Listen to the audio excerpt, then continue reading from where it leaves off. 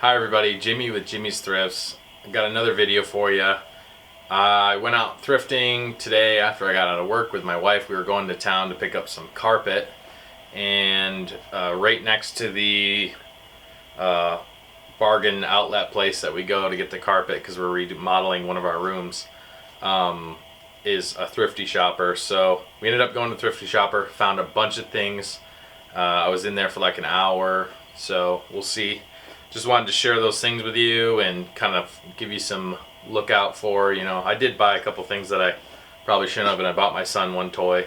So first up, tried and true, pretty much any Nintendo Wii Mario game is worth money.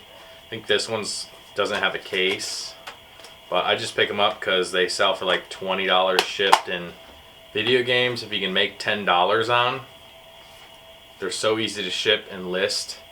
I just go for it. So keep your eye out for Wii, Mario games, especially like Nintendo. The older they are, the better they are. So that's that. I don't normally ever check in the pots and pans section, but I've been watching some YouTubers, I can't even remember who, but I kept hearing Revereware. So then I found this Revereware 2062 30 centimeter. They've got like a little logo. You probably can't see it, but this was only $5.99, and this is actually looking like it's going for around $50 plus shipping. So that's a pretty good pickup. I always like to make like $20. Most of my stuff in inventory, I don't buy it unless I can make $20 on it. This was one of the buys that I didn't really look up a lot of, but I think it's gonna go for like $20. Otherwise, I was like, it might be a good pot for the house. Like I said, I hit the pot section hardcore. This is a Manita, made in Italy, and I paid $5 for it, and I think this will go for like $30 by the looks of comps. This is actually in really good condition. There's just like some sticky stuff on the bottom, but for $5, I just thought it looked unique. It kind of had that Corningware look to it, but it's made in Italy, so it's pretty cool. It's actually like perfect condition. I don't know, must be some grandma had this in her house and just donated it. Then something else I buy frequently is just blank media. This is another thing like video games. You probably only make like $10 on this, but it's so like a couple photos. What more do you need to photo? You don't need to do 12 photos of a sealed container of CD-ROM discs or whatever. Yeah, CDRW discs. I paid $3 for this, so I'll make like maybe $10. This didn't have, it's a Oster Golden A5 Equine Care series. It's really nasty. You can see all the horsehair in there. But I did plug it in. It turns on really well and runs really well, and it's actually in pretty good condition. It's got all the accessories. They had no price on this, and I lucked out. The manager that was on duty is someone I actually know, and she sold me this for $2.99, and it should go for around $60. If you look up the Oster Golden A5, this is like a pet grooming accessory, but this thing runs. It just purrs when it's running. So keep your eye out for clippers. Some of them are worth a lot of money, especially if you get like barber grade clippers. Those are like, can be worth several $100s.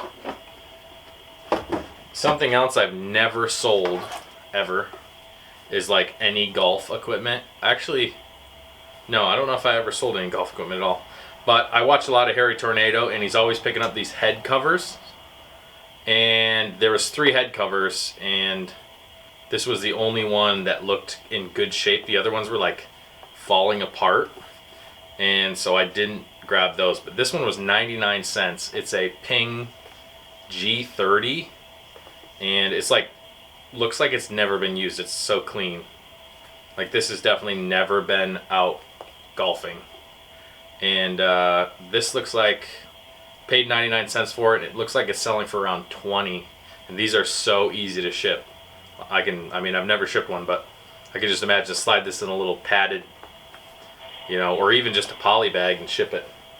So let's see. The other thing I grabbed was this window mount ski rack. I just thought this was kind of like old and unique, and it had a price tag from Dick's Sporting Goods for $35 and then marked down to $20, and it was only $3.99. Everything was in there, and there was actually some solds. Of course, it's going into spring and summer now, so this might be kind of a long tail thing, but it was selling for like $35. I think $25 or $35 plus shipping. And so I'll just throw this up, list it. You never know, someone out in Colorado where there's snow or snow year round could be buying this to throw. It goes in like a window, like hooks into your window, and you put your racks out your window. It's kind of interesting, but seems like most people would haul it a different way, but it's still selling, so eventually it will sell. The other interesting thing with this is there was only one listed, and they wanted $39.99 plus shipping. So thinking if I come in like $35, $38, even $38.99 and undercut it a little bit, it will sell. I mean, I only paid $4 for it, $3.99. So that's pretty good. The other really interesting find that I grabbed is this Sunbeam mixer. So when you buy Sunbeam mixers, a lot of these are like worth a lot of money, or they're worth a decent amount of money. If you can pick them up cheap enough, it's worth buying. When I looked this up, I was thinking, oh, pass on it because it's probably going to be expensive to ship and heavy, and that's going to play into the cost, and you're not going to make a lot of money. But as I was researching it, what's really interesting about reselling is you don't actually have to sell like the whole thing to make money. So I was looking up just these mixing parts right here sell for $50. Just these mixer, this one and this one as a pair, will sell for $50. Multiple sold comps within the last month of these selling for that much, which is blows my mind. So $50 for these. I think this is missing one, but you could put one up in case someone lost one. I don't know, I'll have to do a comp on that. Then the bowl itself is selling for $27 is the last comp I saw for one. So $27, so we were up to like $77 so far. Then you can sell this part for around $20. That's pretty crazy. $97 so far. And then I didn't even plug it in to check if it even worked. But if it works, you can sell the base for like $50. And I paid $9.99 for the whole thing. So these are worth money. Just check when you're looking at things like a mixer or something. Not just only look at the parts or the whole thing as a whole, but look at the parts and what the parts are selling. Because I wouldn't have picked this up. I'm like, this is going to be a pain in the butt. I could actually take this. I don't even want to ship this. I'm going to throw it out or redonate it or something like that. Keep all the parts, sell all the parts, and make money. There's so many things you can do as a reseller.